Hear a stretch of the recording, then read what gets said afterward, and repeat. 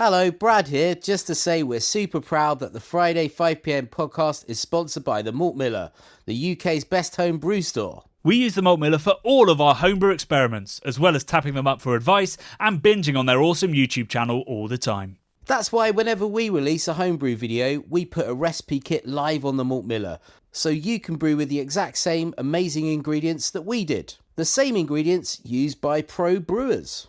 So alongside the Malt Miller's nitro-flushed hops, cold-stored yeast and milled-to-order malts, you can pick up recipe kits for our 5 Points Best Bitter, Russian River West Coast IPA, and now the fastest beer in the world, a hazy session IPA that goes from grain to glass in less than 48 hours.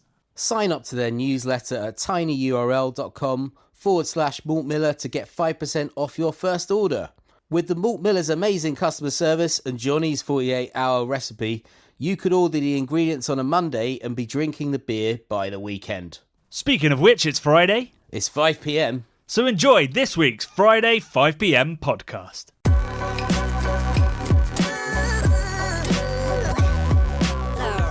Hello, Beer Geeks. It's Friday. It's 5pm. I hope you have a beer in your hand and maybe a friend with you, because I certainly do. Bradley.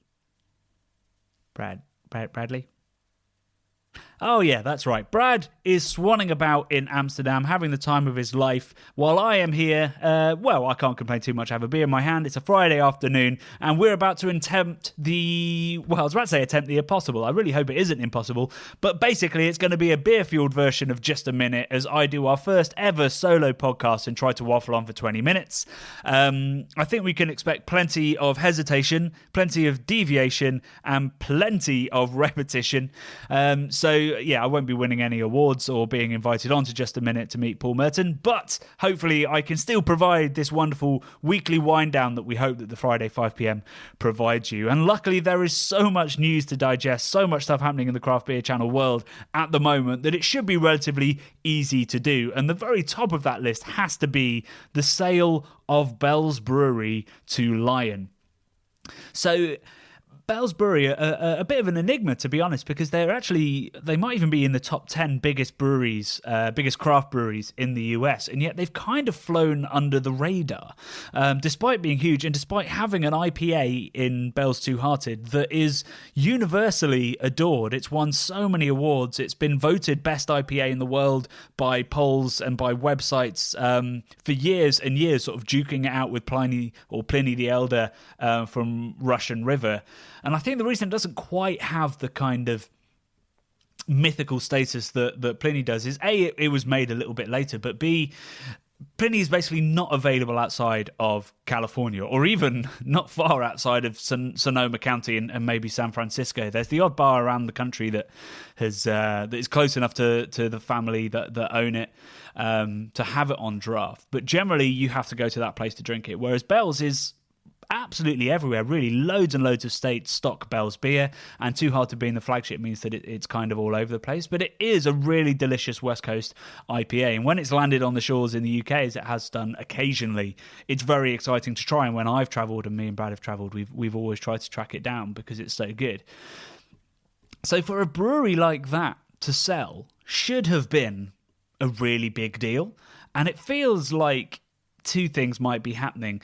Either I've stopped reading the furious accounts that always appear when these sales happen, or B, a lot of people have got numb to it and those tweets aren't really being sent. I think it was a real shock when breweries like Lagunitas sold, Goose Island sold, in the UK when Camden did and when Beavertown did.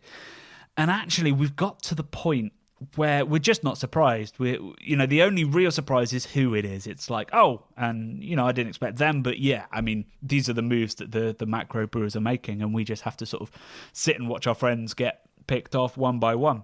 So maybe, yeah, we're getting a little bit numb to it. There's not so much you can say. There's only so many times you can rehash the arguments about independence and ethics and all this kind of stuff. And I will rehash them in a minute, don't you worry. But I think that, Twitter outrage is pretty tiring, whether you're on the receiving end or whether you're the perpetrator of it. And perhaps we're getting numb and exhausted by it.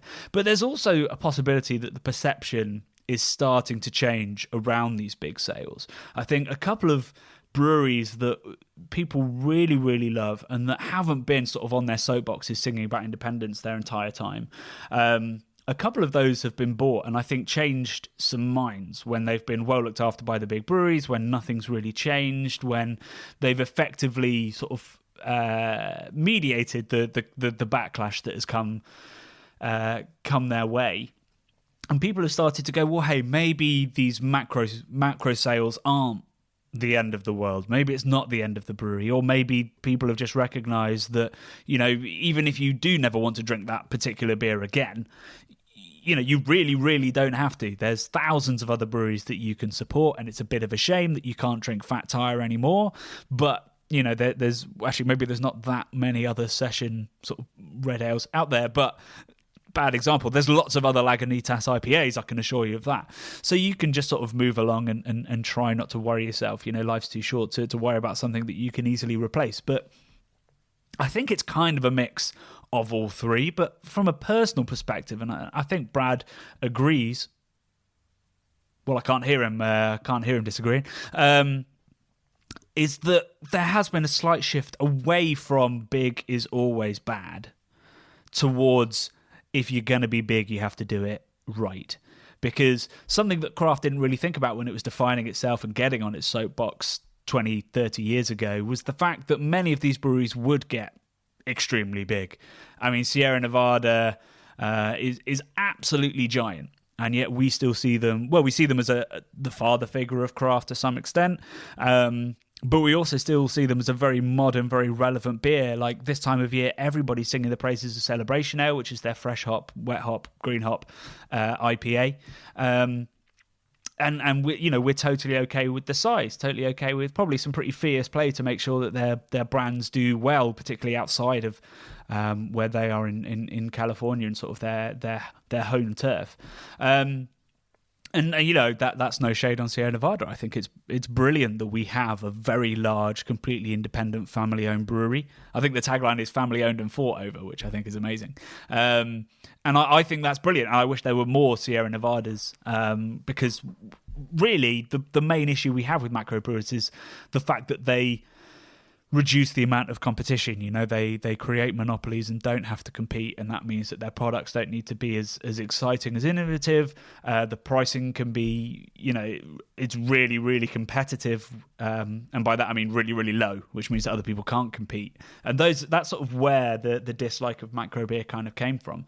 Now that we have breweries that big, that kind of message is slightly lost, so we've had to adapt it. But I also think that because of the recent condemnation of, you know, full-on toxic workplace environments that have happened in these, you know, quick-growing, almost kind of given sort of a carte blanche to do what they want craft breweries, where, you know, being small and independent was enough and people didn't really question any further as to the ethics or what was going on behind the scenes. That means that we've started to have a debate within the beer industry about, you know, is it the ethics that matters or is it the independence? Now, to me, increasingly, I sort of had this revelation a couple of years ago. To me, independence is a means to an end. It's not the end in itself. Independence in and of itself is of no benefit to anyone, really. It's what you do with that independence. So if you use that independence to pay your employees incredibly well, to offer incredible benefits to those employees, to, you know, be extremely sustainable in your practices of brewing, to hold events and raise money for charity, to, you know, to be as diverse as you can in your employment policies and in your marketing, and to support causes and local causes in particular that really matter to you, then you're using independence incredibly well. But at the same time, there's lots of bigger breweries that are investing in those same things, but they don't have that kind of calling card, that marketing benefit of being independent. And, you know, there's not many big breweries doing that, to be fair, and that's why we should still be hugely skeptical of big breweries and big brewery buyouts. But, you know, you look at what we did with Asahi, and I realise it could be claimed that Asahi have sort of bought our opinion here, but Asahi put some money behind our playlist Keep Cask Alive because they wanted to raise the entire craft category. You know, they bought Fuller's. Fuller's have been sold by the owners because there wasn't a lot of growth or a lot of profit in it, and the family that owned it just saw more interest, more financial interest, certainly, in the pub group. So that sale, in some ways, was for the best. Asahi wanted to help Fuller's grow. Obviously, it's a financial decision that they've made there, and they need it to grow. But they didn't think, can we go out there and slash our prices and undercut people and buy lines in pubs necessarily? They went out there and went, the category we bought into as a whole is struggling, so how do we go about fixing that? And it wasn't just that they sponsored our playlist and gave us the opportunity to make those 5 pretty good films, to be honest. It also, they're doing so much behind the scenes that they've told about around cask quality, around reducing wastage, around training for people that are going to serve these beers, and trying to kind of repair the reputation of cask ale, which is really bottomed out in the last couple of years and has not been helped by craft, because craft has, to some extent, identified it against those very traditional British breweries and British beers. So Asahi there have decided that the best thing they can do for this category, rather the best thing they can do for Fuller's, is to improve the category. And obviously they have their own motives there, but they are a motive that it's almost altruistic in that they think that they can bring other people with them, and that's going to help them. So what I'm trying to say, I guess, is that we should treat each sale on a case-by-case basis and look at who's bought it, who's sold it, what the reasons are, and what's going to happen over the coming years. And we pretty much have a motif here, which is never Heineken, and we hate to see Heineken making investments into the craft beer industry because of all the accusations that are against them that show that, even if one of the hundreds of accusations about them are true, then they're a company we should never touch or ever support. AB InBev, I'm always caught. We talk a lot about Goose Island Bourbon County Stout on this channel because we think it's one of the best beers in the world. But equally, that firm has been fined for breaching anti-competition laws, for pretty much bribing pubs to take their beer by playing around with pricing or pay-to-play sort of systems, which remarkably is totally illegal in the UK and done constantly, but in America is rightly completely illegal. So they've done stuff like that. And you look at Lion. Lion are owned by Kirin, who also own the Myanmar brewery, who have been accused of funding the genocide, funding the army that's perpetrating the genocide. That's a million degrees away from the people that are working on that sale and away from the employees of Bell's, but it still does taint that a little bit. And it's that kind of thing that we need to be aware of. We need to go deeper than just the outrage on social media and dig into that. The other point I wanted to make about this is that we also need to consider what else would have happened. So with the Asahi buying Fuller's deal, there was real worry that the Fullers would sell the Griffin Brewery, their beautiful historic brewery, which also has one of the oldest trees in the world, I believe, certainly the oldest wisteria in England there. They were going to sell that and move the Fullers Brewery out where they could pay less rent, have lower overheads because they don't have to look after this listed building. And that would have certainly lost something for Fullers. And one of the assurances that Asahi have made is that that's where they're going to stay. And you have to look at Bell's in the same way. The founder was getting on in age and didn't have a kind of succession plan. So as somebody tweeted, I forget who it was, you either transfer at the end of your career, or you sell, or you close. And that's something that also Craft 30 years ago didn't fully think out when it was coming out against macro breweries. Everybody has to have an exit strategy, whether that's handing it to your son or daughter, or whether it's selling it to another brewery, or whether it's literally just walking away and closing that brand. And I think that's coming to roost at the moment, as lots of people who have been in the industry for 30, 40 years, it probably wasn't the first thing that they started out doing. So they're reaching retirement age and they're looking at what the future's going to be. And from my politics, the dream would be that it would become employee owned. That's, I think, the best exit you can do. But that's not always possible. And probably on the scale that Bell's are at, an incredibly technically difficult thing to pull off. So yeah, I honestly don't have a huge opinion on Bell's. I think I wish it wasn't Lion. I wish it was a brewery with a better human rights record. But equally, if they're going to look after that brewery, you could justify it in your mind as it being a good thing for Bells, because who knows what else would have happened. So it's a really interesting debate, and I'm glad that it's gone kind of grey, which I think is why the outrage on social media has reduced, because social media has never been good at nuance, and as soon as there is some, then it becomes much harder to have those conversations. Obviously, I'd love to know your thoughts. If you've got any questions about this kind of thing, then do send them into craftbeerboys@gmail.com. Ideally, record them and we'll play them on this podcast, or just write them to us and we'll read them out and we'll take them on with Bradley by my side. The other exciting thing that's been happening of late is the release of Beer Masters, which is an Amazon Prime homebrew reality show. Basically, it's the Great British Brew Off, but thankfully they've brought people in from all kinds of countries, and it's sort of the Great European Brew Off, I guess. And I really enjoyed it. I've watched 2 episodes. It's hosted by a friend of mine, Jager, who also works at Wildcard and is a presenter on the Radio 4 food programme and is an amazing broadcaster, and she does a fantastic job and is a fantastic brewer, and I can't think of a better person to have presented it. On that note, she's next to James Blunt, which is a left field choice until you work out how this TV show has been funded. James Blunt is an ambassador for Stella Artois, and the whole thing is funded by AB InBev. So, that never used to be possible in the UK. You wouldn't be able to broadcast it there because you can't sort of have full-on sponsored TV in the UK.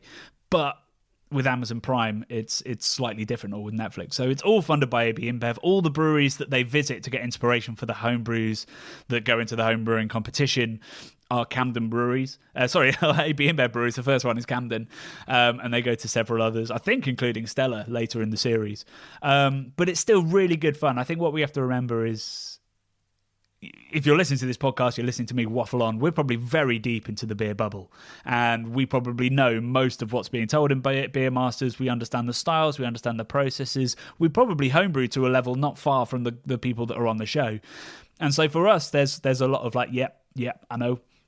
But actually, and it's something the Craft Beer Channel has to be very careful of as well, you've got to start at the bottom and introduce everybody to it. And I think that's what this show is going to be really, really good at. It's going to get so many people super excited about homebrew. They're going to see how easy it is, how social it is, how fun it is, and how if there's any kind of engineering or artistic or kind of love of food, or indeed all three in you, then homebrewing is going to be a brilliant hobby. So yeah, again, like with the sale of Bells, like I think it could be a good thing, and we just have to have a nuanced view on it. And I think at the very least, it's been done extraordinarily well, and Jager does a great job. And there are some really interesting styles. That first episode where they had to make an easy drinking beer, those homebrewers have a wild opinion on what is an easy drinking beer. We had a Bretted Saison, we had an apple pie infused kind of amber ale, we had a black IPA. These are not easy drinking beers. It's the kind of stuff that somebody coming to beer new, or somebody just going, I just want a quiet pint tonight, they're not going to pick those. So that was a great enjoyment to me. I really enjoyed seeing these people's perception of what is easy drinking. The other big news I can tell you about, which is very small really, but they've taken the thumbs down away on YouTube. Just got rid. So you can still click it, but you'll never know how many other people have clicked that, which is really nice, because we have a troll out there who every video we put out just puts 1 thumbs down on. And, we'll still be able to see that person doing that. We don't know who it is. I've got some suspicions. But you guys won't. And you won't ever know when we do a really bad video, because all you'll see is the thumbs up. And I'm all for that. So on that note, let's move over to this week's video, which was, as I termed it last week while chatting it through with Brad, clickbait with a conscience. So we did a video a couple of years ago, which was about the strongest beer in the world with Brewdog. We obviously wouldn't do a video with Brewdog ever again. But we did that back then before we knew everything. And it went as close to viral as we've ever got. It's now sat at 250,000 views. It's brought in about 3,000 subscribers. Hello, if you're one of them.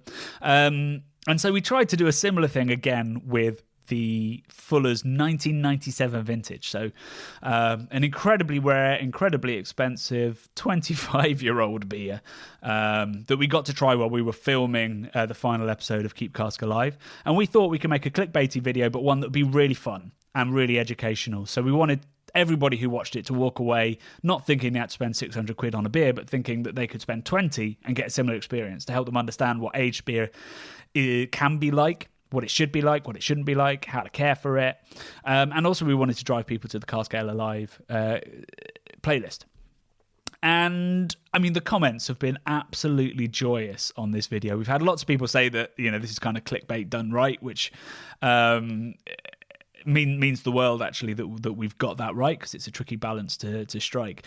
But all the great comments come from the fact that the beer is 25 years old. So in the video, I say that that's the year, 1997, the year that I started secondary school. I've really enjoyed seeing some other comments coming in. Somebody saying that's older than my Mini. Somebody saying that's older than my marriage. Somebody saying that that's the same year that they went to see Independence Day. I love that's a cultural reference point for you. I mean, I love Independence Day like as much as the next man, but I wouldn't call it something seminal that happened in 1997 compared to I don't know, Blair coming to power. You've got to have something more interesting than that, Johnny. I think we said that was maybe when OK Computer came out. But yeah, so that's what it reminded somebody of. The other wonderful comments we've had have been around the question that I put. I always put a question in the pin as the pinned comment on each video to get people chatting. And my question this week was, what's the most you've ever spent on a beer? And more importantly, was it worth it? It's a real mixed bag. Lots of people saying I spent... somebody spent over $150 on Mikkeller Blackfist. Still haven't drunk it. Still has 5 years before its best before date. Nevitt T. Smith, I'd say drink that. I think they might have been a bit ambitious with that, particularly with contract brewed beer. You never know how well it's packaged, so I get that. Get that down, yeah. Maxwell Wadlow spent $45 on an Almanac Grand Cru Red. Still Maxwell's favourite beer of all time, so that was definitely worth it. Joseph Bridges is talking about somebody spent 30 quid on a bottle of Brooklyn Sriracha Ace and wasn't blown away, and then somebody's come on there and gone, I got it for $8. So good to see there's lots of support in the comments there. Somebody paid £45 for a 750 bottle of Driefontein and Homage, and it was definitely worth it. I agree. I've paid about that for a bottle, and it is an absolute stunner. Although I find Driefontein a little bit unreliable. Some of the blends are way off what they should be. But when it's right, it is beautiful.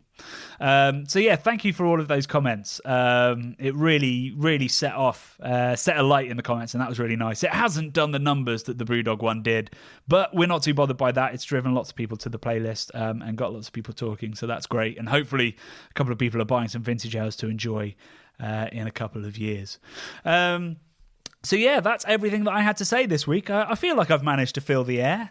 Plenty of repetition, hesitation, but hey, I mean, what did you expect? The last bit... The last few things that I need to add is on Sunday, we have our podcast with Ollie Smith going live. So this is kind of the full stop on the Cask Ale series that we did, in which we talked to him about the videos, about our idea for the campaign. We talked to him about English wine and how that might have had a similar kind of journey to cask. And lots of other really interesting sort of side quests, I guess you could call them, to the campaign. Ollie is an absolute hero of mine and of Brad's, and it was absolutely wonderful to catch up with him, and it's a really great listen. I can assure you there is no hesitation in that. It is non-stop with Ollie. He's a wonderful communicator on everything, not just wine. So that's a great podcast. That'll be live by the time you get up on Sunday.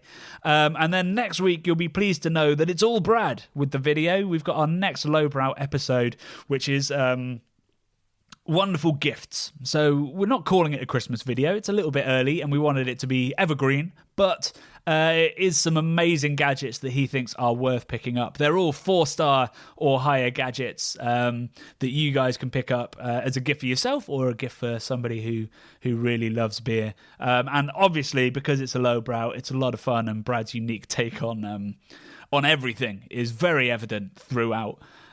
So yeah, that's the Wednesday upload, so we'll see you there in the comments section for that. Love and beer. The Bubble and Friday 5pm podcasts are brought to you by the nerds behind YouTube's craft beer channel. You can watch over 400 mini documentaries at youtube.com/the craft beer channel, and if you love what we do, support us via Patreon and get access to merchandise and our amazing Discord forum, a positive and welcoming space for everyone who loves beer, food and homebrewing. Love and beer.